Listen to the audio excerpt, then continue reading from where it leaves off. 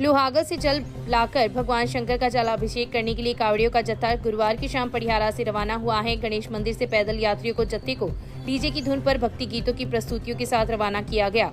कावड़ लाने के लिए नंदलाल प्रजापत, मनीष प्रजापत, प्रकाश प्रजापत, मनोज प्रजापत, परमेश्वर माली, रामलाल माली, ओंकार माली, अंकित माली, हरमान प्रजापत, मनोज गुज्जर, सुभाष बगड़िया, बाबूलाल नायक, राकेश नायक, ओम प्रकाश धूमीवाल, गिरधारी सोनी, रामलाल माली, नारायण स्वामी, कमल प्रजापत, कृष्ण माली, पवन स्वामी रवाना हुए हैं। शहर की वार्ड संख्या 21 के अंबेडकर भवन में संचालित आंगनबाड़ी केंद्र में शुक्रवार को महिलाओं की बैठक आयोजित कर सीवरेज योजना के उपयोग की जानकारी दी। अधीक्षण अभियंता के अग्रवाल के निर्देशन एवं एक्सीएन आरडी गर्ग के निर्देश पर जन सहभागिता इकाई जयपुर के सौरभ पांडे ने सीवरेज घरेलू कनेक्शन के लाभ के बारे में जानकारी देते हुए बताया कि स्नान घर व रसोई में जाली जरूर लगाएं ताकि किसी भी प्रकार की ठोस वस्तु चैम्बर में जाकर अवरोध पैदा न कर सके। उन्होंने बताया कि उक्त योजना रसोई, स्नानघर व शौचालय में प्रयोग होने वाले पानी के लिए बनी है। वर्षा का पानी इस योजना में नहीं जोड़ा जाएगा, इसलिए लोग बारिश का पानी इस योजना से नहीं जोड़े, नहीं तो नाली व वर्षा के पानी के साथ प्लास्टिक की बोतलें व कंकड़ चैम्बर में आकर अवरोध पैदा कर सकते हैं। एल&टी कंपनी के छोटू सैनी ने भी सीवरेज योजना के उपयोग की जानकारी दी। आंगनबाड़ी कार्यकर्ता सविता मेघवाल, आशा व भवरी देवी ने आगंतुक महिलाओं का आभार प्रकट किया तथा बैठक का संचालन प्रवीण सिंह ने किया। आज वार्ड नंबर 21 अंबेडकर भवन में महिलाओं की बैठक रखी गई। इस बैठक में जन सहभागिता इकाई जयपुर से आए श्री सौरभ जी पांडे ने सीवरेज परियोजना के लाभ बताए और बताया गया कि रसोई व स्नानघर में जाली जरूर लगाएं, चैम्बरों से किसी प्रकार की छेड़खानी न करें, इन सीवरेज लाइन में बने चैम्बर में बरसात व नाली का पानी न डालें क्योंकि इस पानी में कंकड़, पत्थर, प्लास्टिक की बोतलें सीवरेज लाइन में जाकर सीवरेज लाइन को अवरुद्ध करती है, जिससे लाइन चौक हो सकती है। और बताया गया कि आपको किसी प्रकार की परेशानी हो तो टोल फ्री नंबर जारी कर रखे हैं। यह टोल फ्री नंबर 1800338800 पर संपर्क कर आप समस्या का समाधान करा सकते हैं। और आंगनबाड़ी कार्यकर्ता ने सभी का आभार प्रकट किया। आशा है हमने जो जानकारी दी उनका लाभ उठाएंगे। धन्यवाद। राजस्थान शिक्षक संघ अंबेडकर के प्रांतीय आह्वान पर तहसील इकाई रतनगढ़ में तहसील अध्यक्ष शिवाराम मेघवाल के नेतृत्व में 11 सूत्री मांगों को लेकर एसडीएम को ज्ञापन सौंपा गया। ज्ञापन में 1997 से वर्षवार रोस्टर पंजिका संधारण कर बैकलॉग भर्ती, तृतीय श्रेणी शिक्षकों के स्थानांतरण, अजा जच्चा छात्रों की छात्रवृत्ति बढ़ाने और वार्षिक आय सीमा 2,50,000 से बढ़ाने, बीएलओ सहित सभी गैर शैक्षणिक कार्यों से मुक्त करने, पातेय वेतन के प्रधानाध्यापकों को वरिष्ठता में नॉशनल लाभ, वेतन विसंगति 8, 16, 24, 32 पर ईसीपी और कॉलेज शिक्षा में एसोसिएट प्रोफेसर विज्ञप्ति में निर्धारित आरक्षित पद आरक्षण के अनुसार संशोधित विज्ञप्ति जारी करवाने सहित विभिन्न मांगों को शामिल किया गया है। इस समय जिला संयुक्त मंत्री राकेश नायक, तहसील मंत्री नरेंद्र नायक, उपाध्यक्ष भंवरलाल सावा, संगठन मंत्री अरुणा जावा, संगठन मंत्री मदनलाल गुडीसर, महावीर प्रसाद मंडार, संयुक्त मंत्री जयप्रकाश मीणा, सुनील मीणा सहित अनेक शिक्षक उपस्थित रहे। आज ये राजस्थान शिक्षक संघ अम्बेडकर के प्रांतीय आह्वान पर पूरे प्रदेश में ब्लॉक मुख्यालयों पर एसडीएम साहिबान को ज्ञापन प्रेषित कर हमारी ये 11 सूत्री जो मांगे हैं संगठन की, और बार बार ज्ञापन दिया जा रहा है लेकिन इनके ऊपर अमल नहीं किया जा रहा है राज्य सरकार के द्वारा। और हम ये राज्य सरकार को चेतावनी देना चाहते हैं इस ज्ञापन के माध्यम से, इस कार्यक्रम के माध्यम से, कि अगर हमारे ज्ञापन पे या हमारे इन 11 सूत्री मांगों पे गौर नहीं किया जाता है तो ये आज हम प्रांतीय स्तर पर, प्रदेश स्तर पर बहुत बड़ा कार्यक्रम करने जा रहे हैं। इसलिए हमारी जो संगठन की मांगे हैं, जिनमें रोस्टर पंजिका संधारण की मांग है, SC/ST बच्चों की छात्रवृत्ति की जो मांग है, छात्रवृत्ति की एकदम न्यूनतम दी जा रही है उनकी सीमा बढ़ाए जाने पर, और शिक्षकों को बीएलओ सहित अन्य जो गैर शैक्षणिक कार्यों से मुक्त करने पर, तृतीय श्रेणी के शिक्षकों को ट्रांसफर से वंचित किया जा रहा है। काफ़ी बार समय समय पर हम इनको ज्ञापित करवा रहे हैं, उसके बाद में भी ये क्या है कि नहीं कर रहे हैं। तो ऐसी प्रकार से हमारी 11 सूत्री जो मांगे हैं, इन मांगों के समर्थन में हम आज यहाँ ज्ञापन देने पहुँचे हैं और राज्य सरकार को ये चेतावनी दे रहे हैं कि अगर हमारी मांगों पे आपने सही निर्णय नहीं लिया तो आने वाले समय में आपको उसका खामियाजा भुगतना पड़ेगा। राजस्थान शिक्षक संघ अम्बेडकर तहसील अध्यक्ष शिवाराम मेघवाल। विधायक अविनेश महर्षि ने विधानसभा की प्रक्रिया एवं कार्य संचालन नियम 295 के अंतर्गत विशेष उल्लेख प्रस्ताव की सूचना पर विधानसभा में बोलते हुए रतनगढ़ व राजदेसर नगर पालिका को हर मोर्चे पर नाकाम बताया। विधायक महर्षि ने कहा कि रतनगढ़ नगर पालिका में मानसून पूर्व गेनाली एवं बरसाती पानी निकासी के लिए नाली व नालों की सफाई का टेंडर नहीं निकाला गया तथा उक्त सफाई टेंडर को कैंसिल कर दिया गया। किन कारणों के चलते टेंडर निरस्त किया गया वह विचारणीय प्रश्न है। मानसून परवान पर है तथा रतनगढ़ व राजदेसर में जल भराव की स्थिति से आमजन व व्यापारियों को परेशानी का सामना करना पड़ रहा है। जल भराव के कारण बाजार, जिला अस्पताल, बस स्टैंड, लिंक रोड, मुख्य डाकघर, परमाणा ताल, चुरू रोड पर बारिश के पानी के ठहराव की वजह से आवागमन बाधित है।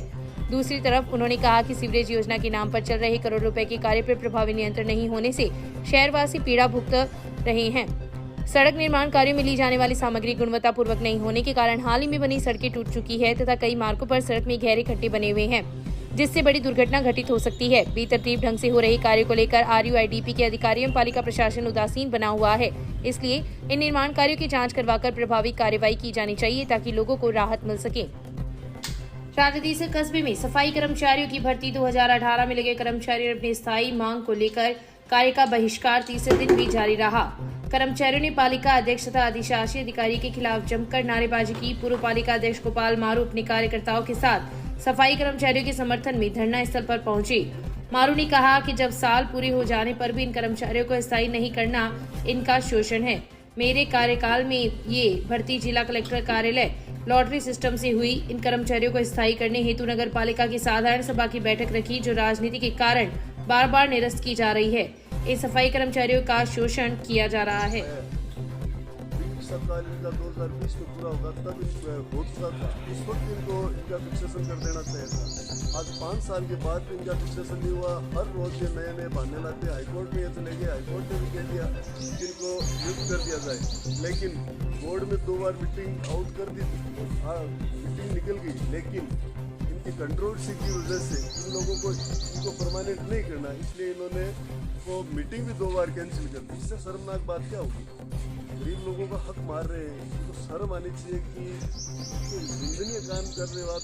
इनसे क्या विरोध आपका बैर है कि SCB में जांच है, SCB में कोई FIR नहीं हुई अभी तक। SCB में जांच है तो जांच और चेयरमैन के खिलाफ है, हम फेस करेंगे। मैं और तात्कालीन चेयरमैन था, मैं फेस करूंगा। इनका क्या दोष है? भर्ती प्रक्रिया एकदम निष्पक्ष रूप से हुई थी, कलेक्टर की मॉनिटरिंग में हुई थी, कलेक्टर वहाँ मौजूद थे। पूरे राजस्थान में प्रक्रिया की इसकी शानदार पारदर्शिता थी, इसका आप पूछ नहीं सकते। एकदम लॉटरी से हुई थी, DLP से लॉटरी हुई थी। हम लोग सभागार में बैठे थे शुरू में, और लॉटरी से ही वो टोकन से चयन प्रक्रिया हुई थी।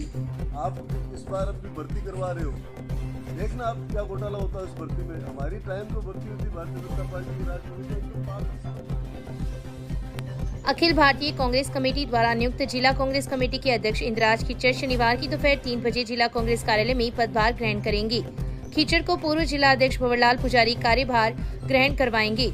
वरिष्ठ कांग्रेस नेता रामनारायण व्यास ने बताया कि पदभार ग्रहण करने से पहले माहेश्वरी भवन में दोपहर 2 बजे कांग्रेस कार्यकर्ताओं का सम्मेलन आयोजित किया जाएगा, जिसमें जिले के वरिष्ठ नेता, जनप्रतिनिधि व कार्यकर्ता शामिल होंगे। भारतीय जनता पार्टी के युवा नेता पवन सिंह कुसुमदेसर का गुरुवार को तहसील के गांव में जन्मदिन मनाया गया। इस मौके पर कार्यकर्ताओं ने पौधे लगाए तथा गायों को चारा व दलिया खिलाया। अलग अलग गांवों में हुए कार्यक्रम में पवन सिंह स्वयं उपस्थित रहे। इस मौके पर उनके 35वें जन्मदिन पर शहर में एक निजी कंप्यूटर सेंटर पर गरीब बच्चों को मुफ्त कंप्यूटर शिक्षा देने की घोषणा की। गांव कुसुमदेसर स्थित जनरल सगत सिंह स्मारक एवं रजियासर में स्थित माताजी मंदिर में पौधारोपण किया गया। वहीं गांव न्यामा, छाबड़ी मीठी, शहर के निजी होटल एवं अम्बेडकर भवन भरपालसर में कार्यकर्ताओं ने केक काटकर मिठाई बांटी तथा साफा पहनाकर अभिनंदन किया। वहीं गांव ठटावता, टिडियासर व पायले स्थित गौशालाओं में गायों को हरा चारा व लापसी खिलाकर दान पुण्य किया। कार्यक्रमों को संबोधित करते हुए युवा नेता राठौड़ ने कहा कि आप सब द्वारा मिले इस सम्मान के लिए वे सदैव ऋणी रहेंगे तथा 24 जून को कुसुमदेसर में लेफ्टिनेंट जनरल सगत सिंह के कार्यक्रम में उपस्थित होने पर आभार प्रकट किया। इस दौरान पूर्व पंचायत समिति सदस्य कल्याण सिंह के जन्मदिन पर भी उन्हें बधाई दी। इस मौके पर सरपंच दातार सिंह, राजेंद्र सिंह नुआ, सावंत सिंह, रिचपाल सिंह, पुरुषोत्तम पारिक, सज्जन सिंह, रामलाल पांड्या, पर्वत सिंह, रवि कुमार, जितेंद्र सिंह, विक्रम सिंह सहित कई लोग उपस्थित थे। नाबालिग लड़कियों की शादी करवाने के आरोप में पुलिस ने शुक्रवार को 4 लोगों को गिरफ्तार किया है। प्रकरण में पुलिस ने पूर्व में एक आरोपी को गिरफ्तार किया था। मामले के अनुसार खेतड़ी तहसील के गांव धमाला निवासी सोनू सिंह राजपूत ने राजस्थान राज्य बाल अधिकार संरक्षण आयोग में बाल विवाह होने की शिकायत दर्ज करवाई थी। शिकायत पर आयोग ने संज्ञान लेते हुए पुलिस थाना के माध्यम से 2 नाबालिग लड़कियों के पिता को नोटिस भिजवाकर शादी नहीं करने के लिए पाबंद किया था। नोटिस मिलने के बाद भी सांवतिया निवासी बहादुर सिंह ने अपनी 2 नाबालिग बेटियों की शादी करवा दी, जिसका पता चलने के बाद पुलिस ने कार्रवाई करते हुए बहादुर सिंह को गिरफ्तार कर लिया। एएसआई सुरेश कुमार ने बताया कि इस प्रकरण में पुलिस ने शुक्रवार को कार्रवाई करते हुए सिक्कर की गांव बगड़ी निवासी प्रताप सिंह, मोलीसर बड़ा निवासी समंदर सिंह, सदाशय तहसील के गांव भीवसर निवासी किशोर सिंह व गोविंद सिंह को पुलिस ने गिरफ्तार किया है। स्कूल में तबियत खराब होने पर घर जाने का कहकर निकली छात्रा लापता हो गई। इस संबंध में शहर की वार्ड संख्या 27 निवासी एक व्यक्ति ने पुलिस में गुमशुदगी दर्ज करवाई है। पुलिस ने गुमशुदगी दर्ज कर जांच शुरू कर दी है। पुलिस ने बताया कि वार्ड संख्या 27 निवासी व्यक्ति द्वारा दी गई रिपोर्ट में उल्लेख किया गया है कि उसकी 17 वर्षीय बेटी एक निजी स्कूल में कक्षा 11 की छात्रा है। रोज की तरह वह शुक्रवार को भी स्कूल गई थी, जहां पर उसने तबियत खराब होने की बात कहते हुए घर जाने के लिए कहा, जिस पर स्कूल प्रशासन ने उसे घर भेज दिया। इस संबंध में स्कूल प्रशासन ने उसके पिता को भी सूचना दे दी, लेकिन काफी देर बाद भी जब छात्रा घर नहीं पहुंची तो परिजनों ने उसकी तलाश की। पिता ने रिपोर्ट में आरोप लगाया है कि एक युवक उसकी पुत्री को बहला फुसलाकर भगाकर ले गया। पुलिस ने मुकदमा दर्ज कर जांच एएसआई सुरेश कुमार को सुपुर्द की है। मजदूरी करने के लिए अपने साथियों के साथ गया युवक घर नहीं लौटा तो पिता ने पुत्र की हत्या होने की आशंका जताते हुए न्यायालय के माध्यम से मुकदमा दर्ज करवाया है। राधादेसर पुलिस ने कोर्ट से मिले इश्तिगाशी के आधार पर मुकदमा दर्ज कर जांच शुरू कर दी है।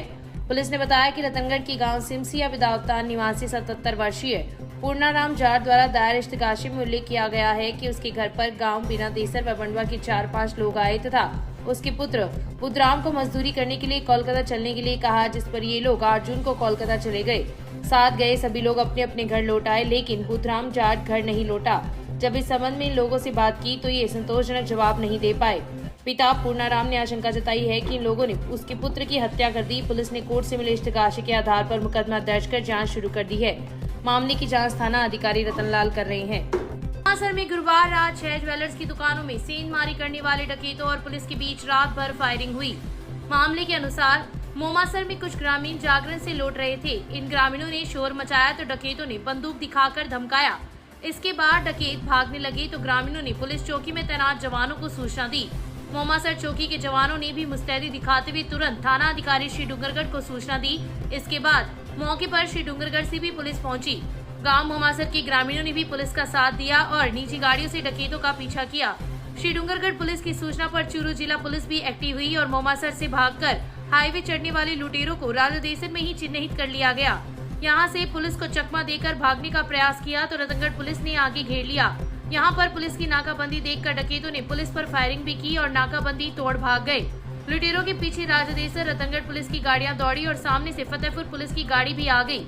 इस दौरान लुटेरों ने हाईवे छोड़ते हुए रोल साहबसर से ढांडन रोड होते हुए भागने का प्रयास किया। ढांडन शक्तिपीठ की औरण भूमि के पास इनका सामने से रामगढ़ पुलिस से हुआ और मुठभेड़ हुई।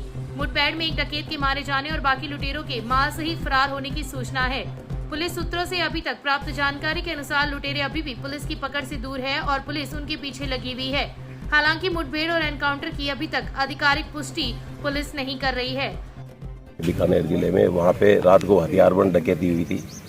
तो डकैती के मुलजिम यहाँ तक आए और पीछे पीछे पुलिस आई होगी। Churu police, Dungargarh police, Ratangarh police, यहाँ की रामगढ़ और फतेहपुर पुलिस। तो यहाँ पे इस गाड़ी में एक आदमी इंजर्ड मिला है जिसको हॉस्पिटल भेजा है।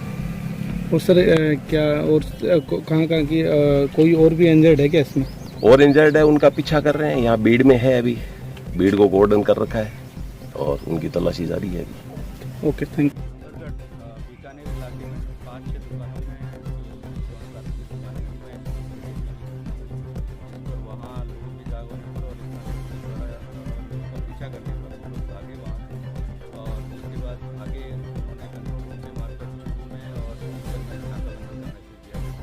इसकी वजह से इस पर रतनगढ़ DO साहब और DSP टीम ने उनका पीछा करना शुरू किया। इस दौरान उन्होंने पीछा कर रहे थे तो फायरिंग करना शुरू कर दिया। आगे जब वो रामगढ़ इलाके में दो जगह फायरिंग हुई है, रामदेसर इलाके में और ढांडन के पास में ढांडन रोड पर। तो उस दौरान आगे जब नाकाबंदी देखकर वो वापस मुड़े तो DSP और चूरू और उनकी भिड़ंत हो गई। तो उसी दौरान फिर से एक्सचेंज ऑफ फायरिंग हुआ और उसमें बाकी लोग एक रास्ते में उनकी गाड़ी रुक के खराब हो गई तो वो लोग भाग गए। जो लोग उसमें बैठे थे, एक व्यक्ति रह गया था जिसको हमारी पुलिस ने रामगढ़ DSP रामगढ़ लेकर गए थे, जहाँ उसको दिया गया। उसके अभी तक जो हमें पता चला 2 गोलियां लगी और बाकी उसके बारे में पहचान वो प्राइवेसी अभी सुरेश मीणा सामलपुरा